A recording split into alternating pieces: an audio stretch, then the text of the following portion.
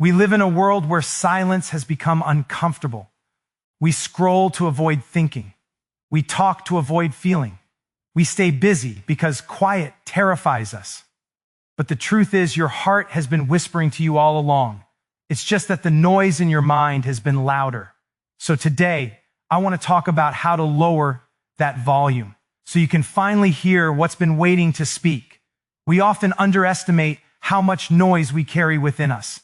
Not the kind we can hear, not the external chatter, the phone notifications, or the endless scroll through other people's lives, but the internal kind, the noise of the mind, the commentary that never stops, the doubts that never rest, the memories that replay like a movie on repeat. Even when we're begging for intermission, it's as if our minds have become rooms we no longer recognize, cluttered with the debris of everything we've ever thought, feared, or tried to control.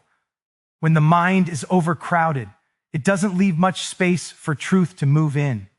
You know this feeling, that tightness in your chest when you can't tell what you really want anymore because there are too many voices inside arguing about what you should want. There's the voice of fear, whispering that you might lose everything if you let go. There's the voice of guilt, reminding you of every mistake you've ever made. And then there's the voice of expectation, the loudest one of all, telling you to keep going, to keep proving, to keep holding it all together. But beneath them all, there's another voice, a softer one, the voice that doesn't fight for attention, the voice of the heart. And yet, in the chaos of the mind, it's the first one we stop hearing. We live in a culture that worships busyness. We equate productivity with purpose, thinking that if our minds are full, our lives must be meaningful. But fullness isn't the same as depth. The truth is, when the mind is too full, nothing new can enter. We stop perceiving. We stop feeling. We start reacting to life instead of living it.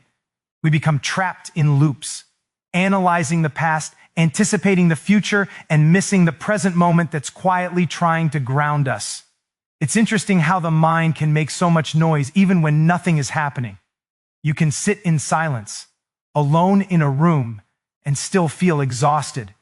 Because the noise doesn't come from the world outside, it comes from the stories we keep alive inside. Every what if, every I should have, every why me. We feed these stories without realizing it. And in doing so, we build walls between our hearts and our own awareness. The mind becomes a crowded theater where the same old performance plays again and again. But the heart is in the audience, quietly waiting for something real. When you clear out the mind, it's not about forcing it into silence. It's not about controlling your thoughts or pretending you don't have them. It's about making space between them. Imagine standing in a busy marketplace where everyone is shouting and suddenly a small pause, a moment of stillness appears. In that moment, you can finally hear what's being said. That's what happens inside us when we stop filling every silence with more noise. The truth doesn't arrive like a thunderclap. It enters quietly, like a soft light slipping through the cracks. But we resist that quiet, don't we? Because when the noise fades, we're left with ourselves. And sometimes that's the scariest sound of all. We might realize that some of the things we've been chasing aren't actually ours, that some of the dreams we've been pursuing belong to the expectations of others, that the identity we've built around being strong, successful, or in control has been keeping us from simply being real. The noise of the mind keeps us busy, but it also keeps us safe, or at least it feels that way. To empty the mind is to risk seeing what's underneath the noise, and that can be uncomfortable. But what if that discomfort is the doorway? What if silence isn't a void, but a homecoming? When we create space in the mind, the heart doesn't have to shout anymore. It can simply speak. And when it does, it doesn't speak in words. It speaks in feelings, a calm that feels unfamiliar but right, a sudden knowing that doesn't need proof, a sense of peace that doesn't come from answers but from acceptance. That's the truth that can't be forced. It can only be felt once the clutter has settled. We spend so much time looking for clarity outside ourselves, in advice, in validation, in constant comparison. But clarity doesn't come from adding more information. It comes from subtracting the noise. You can't hear your own wisdom when you're drowning in everyone else's opinions. You can't follow your intuition when your mind is busy debating its worth. The heart doesn't compete, it waits for quiet. So maybe the real practice is not to think more, but to pause more, to breathe between thoughts, to notice when the mind is spiraling and gently invite it back to stillness. That's not weakness, that's mastery. The ability to stay present in a world that profits from your distraction is one of the greatest strengths you can cultivate. When the mind clears, even for a moment, you begin to see yourself again, not as the sum of your mistakes or your ambitions, but as the space in which both can exist. And in that space, you find truth, you find calm, you find the heart you've been too busy to listen to, because the heart never stopped speaking. It was simply waiting for you to quiet the noise long enough to hear it. Noise has many disguises. Sometimes it sounds like panic, but other times it sounds like logic. It sounds like control. It's the endless mental planning, the analyzing, the questioning, all the ways we try to manage what we cannot predict. We tell ourselves we're being responsible, prepared, thoughtful, but beneath that control often lies fear. Fear of losing something, fear of being wrong, fear of being hurt again. The mind creates noise not because it loves chaos, but because it believes that if it keeps spinning, it can somehow stay safe. We often confuse control with security. We think that if we can just understand everything, anticipate every outcome, rehearse every conversation in advance, we can protect ourselves from pain. But all we really protect ourselves from is peace. The more we try to control, the less we allow life to flow through us. The more we plan, the less we trust. We build walls of thought around our hearts, hoping to keep the uncertainty out, not realizing that those same walls keep love, spontaneity, and connection from getting in. Control feels comforting because it gives us the illusion of certainty. But illusions are expensive. They cost us presence. When we are trying to control everything, we are never really here. We're always somewhere else in our minds, constructing scenarios, rehearsing responses, or regretting the ones we already gave. We are busy micromanaging reality instead of living it. And that constant effort to manage life becomes the very noise that keeps us disconnected from our truth. The irony is that the more we try to control, the more chaotic we feel. The mind becomes a battlefield between what we can influence and what we can't. We tell ourselves that thinking harder will fix things, but often overthinking is the problem, not the solution. Every time we replay the past or fast forward to the future, we add another layer of noise to the present moment. And in that noise, the voice of the heart, which speaks quietly through feeling rather than analysis, gets lost. You can feel it when you're in that space. You can feel when your mind is trying to control life. Your body tightens, your breath shortens, your jaw locks. You become alert but disconnected. You start searching for meaning in all the wrong places, in other people's reactions, in your own performance, in the illusion of perfection. But the heart doesn't live in perfection, it lives in truth. And truth doesn't need to be controlled, it only needs to be allowed. Think of a moment when something in your life felt right, even though it made no sense. When you said yes to something that scared you but felt true, or when you finally let go of a situation that had long stopped feeding your soul. That clarity didn't come from control, it came from surrender. The heart often knows long before the mind agrees. But we're so used to negotiating with life that we rarely let intuition have the final word. Letting go of control doesn't mean becoming passive or careless. It means trusting that not everything can be solved by thought. It's realizing that some answers reveal themselves only when you stop searching for them. Control tells us that peace will come once we've solved everything. But peace actually comes when we stop trying to solve everything. The more we chase understanding, the further it runs. The more we surrender to uncertainty, the clearer everything becomes. When we control, we close. We close our hearts to possibilities we can't predict. We close our minds to moments we can't measure. And we close ourselves to people who don't fit the script we've written. But when we loosen our grip, something changes. Life starts speaking in synchronicities and unexpected conversations and sudden clarity that feels like grace. We stop forcing outcomes and start aligning with what's real. The noise of control is seductive because it gives us something to do. It distracts us from vulnerability. But vulnerability is where love lives. You can't love fully while trying to manage risk. You can't be seen fully while curating every expression. You can't experience freedom while gripping tightly to every detail. Control is the armor we wear when we're afraid to be hurt again. But the same armor that protects you also isolates you. The more you protect yourself from pain, the more you protect yourself from joy. There is a quiet strength that comes from surrendering. It's not resignation, it's awareness. It's saying, I can't control everything, but I can stay present with what is. And in that presence, the heart begins to speak again. It doesn't speak in demands or expectations. It speaks in trust. It whispers that life doesn't need to be perfect to be meaningful. It reminds you that uncertainty isn't the enemy, it's the invitation. When you stop trying to control the noise, you realize it was never about silencing the world. It was about silencing the fear within yourself. You begin to see that peace isn't something you achieve. It's something that appears when you stop fighting. The mind will always seek order, but the heart already lives in harmony. And when you finally allow yourself to stop controlling and start connecting, you'll realize that what you've been trying to manage was never meant to be managed. It was meant to be felt. We've been conditioned to fear stillness, to think that if we're not moving, we're falling behind. If we're not producing, we're wasting time. If we're not talking, we're being distant.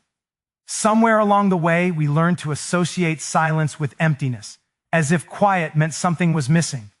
But stillness is not emptiness. It's depth. It's the space where what's true can finally rise to the surface without being interrupted by the noise we create to avoid it. When life slows down, many people panic. They mistake stillness for stagnation, as if pausing means they're losing progress. But there's a different kind of movement that happens inside the pause. It's subtle, invisible even, but it's the kind that transforms you, because stillness doesn't mean nothing is happening. It means something sacred is unfolding beneath the surface. When you stop running, you start feeling. And when you start feeling, you begin to understand yourself in ways thinking never could.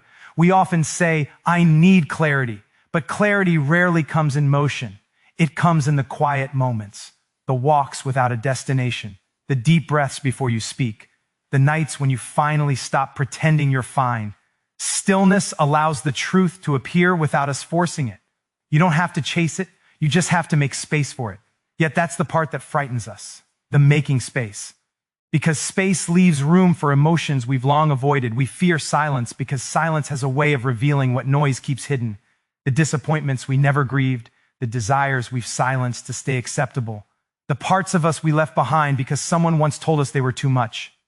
When the noise fades, these truths begin to speak, and sometimes their voices are trembling. They ask to be seen. They ask to be felt. And most of all, they ask to be forgiven.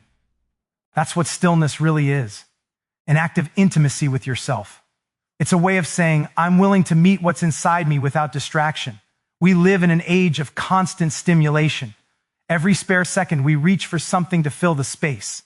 A phone, a message, a plan. But the need to fill every silence comes from the discomfort of not knowing who we are when there's nothing left to distract us. Stillness is where you begin to remember. When you allow stillness, you start noticing things that were always there but went unseen. The subtle ways your body speaks, how your chest tightens when something's wrong, how it softens when something feels right. You notice how often your thoughts are rehearsed rather than real, how much of your energy goes into holding up masks that no longer fit. Stillness doesn't strip you of identity. It shows you the one that exists beneath all your roles, your achievements, your fears. It gives you a direct encounter with yourself. Unedited, unperformed, unguarded. But let's be honest, stillness isn't comfortable. It requires courage to sit with what you find there, because in the quiet, you'll meet your loneliness, your uncertainty, your anger, your longing. You'll realize how much of your noise was a shield against those emotions. But what you'll also find is that those feelings are not there to punish you. They're there to guide you. Emotion is not an obstacle to clarity. It is the doorway to it. Each feeling, once given space, becomes less threatening and more instructive. The beauty of stillness is that it doesn't ask for perfection. It asks for presence. You don't have to know what to do next. You don't have to have the answers. You just have to be willing to sit in the in-between. And it's in that in-between, between what was and what's coming, that something profound happens. You stop trying to fix yourself and start understanding yourself. You stop demanding certainty and begin trusting life again. When you sit quietly long enough, the noise of the mind begins to settle, much like water in a glass. At first, it's murky with all your thoughts, doubts, and fears. But with stillness, the particles start to fall, and what remains is clarity. You start to see that peace was never missing. It was simply hidden beneath the movement. The stillness reveals it. The peace you've been chasing wasn't out there. It was within you all along, waiting for your attention. We think silence is passive, but it's one of the most active states of being. It's where transformation brews. It's where awareness deepens. It's where what's been suppressed begins to heal. Stillness is not the absence of life. It's the fullness of it. It's the moment when your heart and your mind finally have a chance to meet each other again. And when they do, you realize that you were never lost, just surrounded by too much noise to hear the way home. There's a quiet wisdom inside each of us that never really goes away. It speaks in sensations, in instincts, in those soft whispers that say this doesn't feel right long before our minds can explain why. But somewhere along the way, we stopped listening to that voice. We started trusting the noise more than the knowing. We let logic, fear, and the expectations of others drown out the gentle guidance that was always within us. Your inner voice has been speaking all along. The question is, have you been listening? You can feel it when it tries to reach you. It's that tightness in your stomach when you agree to something that betrays your truth. It's the unease that lingers after a conversation that looked fine on the surface but didn't feel right underneath. It's the sudden rush of calm when you finally tell yourself the truth about what you've been avoiding. The body always tells the truth. The mind can rationalize, justify, and disguise, but the body, it knows. It sends signals. The heart, in its own language, keeps trying to bring you back to what's real. The problem is we've been taught to doubt that language. We're told to be reasonable, to be practical, to think things through. And yes, reason is valuable, but when it becomes the only instrument we play, we lose the music of intuition. We start depending on external validation to replace internal knowing. We ask everyone else what they think before we ask ourselves how we feel. We scroll through other people's lives to measure the value of our own. Slowly, we become fluent in noise and foreign to our own truth. It's not that we can't hear our inner voice. It's that we've stopped trusting it. We've confused familiarity with safety, so we stay in situations that feel wrong simply because they're known. We call it loyalty. We call it commitment. But sometimes it's just fear of starting over. The voice inside us keeps whispering that it's time to go, but the mind argues back with a list of reasons to stay. We say, it's not that bad, or maybe it will change, or I can handle it. But every time we silence that inner knowing, we disconnect a little more from ourselves. Listening to your inner voice doesn't mean you'll always feel comfortable. In fact, it often leads you straight into discomfort because truth disrupts illusion. When you finally honor that quiet wisdom, it might ask you to make choices that your mind finds inconvenient. It might ask you to end something that no longer serves you, to say no when you've spent years saying yes, to walk away from something that everyone else calls perfect because deep down, you know it's not right for you. The voice of the heart doesn't shout, it doesn't negotiate. It simply insists on honesty. There's a reason why that honesty feels so sacred, because it realigns you. When you listen to your inner voice, you stop outsourcing your decisions to the world. You start living from the inside out instead of the outside in. That shift changes everything. You begin to feel grounded even in uncertainty because you're no longer searching for direction. You're remembering it. Your intuition is not a mysterious force. It's the echo of your deepest truth. It's the part of you that has seen enough, felt enough, and knows enough to guide you without needing proof. But to hear it, you have to make room for it. That means slowing down. That means noticing when your mind starts running stories that aren't true. That means paying attention to the energy behind your decisions. Not just what you're doing, but why you're doing it. When your choices are driven by fear, the noise grows louder. When they come from love, the noise softens. The inner voice doesn't push, it invites. It doesn't shame you, it gently redirects you toward what you already know but have forgotten to trust. There's a quiet kind of freedom that comes with listening inward. It doesn't mean you'll never doubt again, but it means your doubt no longer runs the show. It means you can feel fear and still move toward what's right. It means you can stop performing for approval and start showing up as yourself. It means you can stop chasing clarity outside and start discovering it within. When you live guided by your inner voice, you don't need to have everything figured out because you've learned to trust your own rhythm. And sometimes that rhythm will surprise you. It might lead you to unexpected endings, to changes you didn't plan for, to paths that don't make sense yet. But if you stay true to that quiet knowing, those turns will reveal meaning you couldn't have seen from the beginning. The heart speaks a language the mind can't translate. You can only understand it through experience, through courage, through stillness. Your inner voice has never stopped speaking. It has only been waiting for you to stop arguing with it, to stop searching for permission to feel what you already know is true. When you finally let it lead, you don't just hear your heart. You come home to it. We live in a world obsessed with fixing. Every pain must have a solution, every discomfort a plan, every silence an explanation. The moment something feels off, we rush to patch it, name it, or make it disappear. We treat our emotions like problems to be solved instead of experiences to be understood. But the truth is, healing doesn't happen because we force it to. It happens because we make space for it.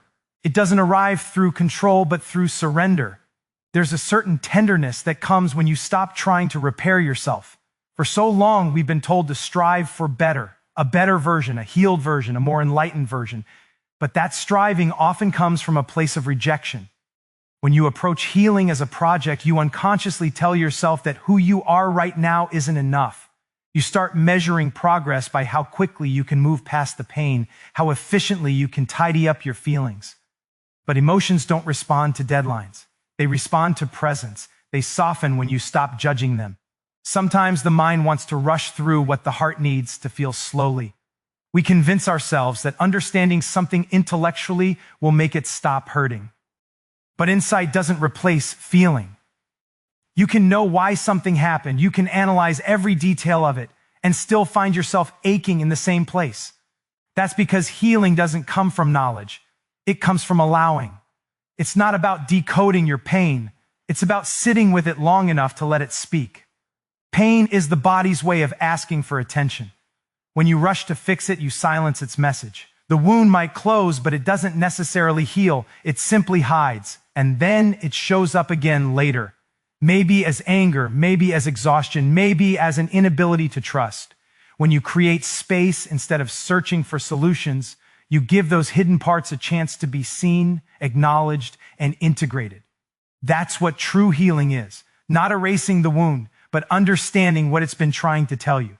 It's not easy to sit in that space. It can feel unbearable at times. You might think, if I stop trying to fix this, won't I stay stuck in it forever? But it's the opposite. What keeps pain alive is resistance. The moment you stop fighting it, it starts to shift. You stop feeding it with fear and start nourishing it with awareness. You begin to realize that pain itself isn't the enemy. The fear of feeling it is. We often associate healing with doing, therapy, journaling, meditating, improving, and all of these things can be deeply valuable. But beneath them, healing also requires something quieter, permission. Permission to not have it all together, permission to be tired, permission to grieve things that never got the closure they deserved, permission to not rush back into joy just because everyone expects you to.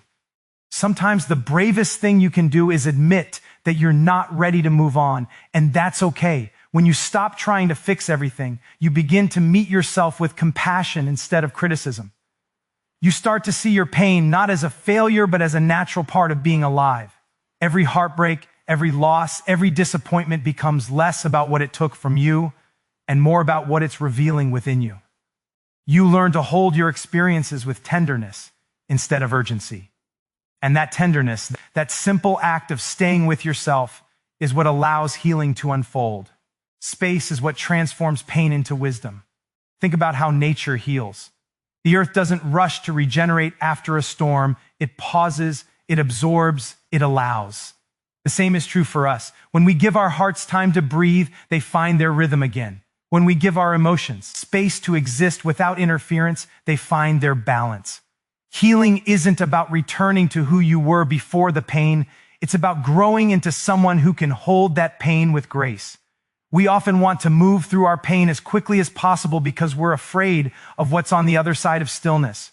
But the other side isn't emptiness, it's clarity. When you create space for what hurts, you also create space for what's waiting to be born. The love that felt lost, the peace that felt unreachable, the parts of you that had been silenced by survival. All of them begin to emerge when you stop forcing yourself to be okay.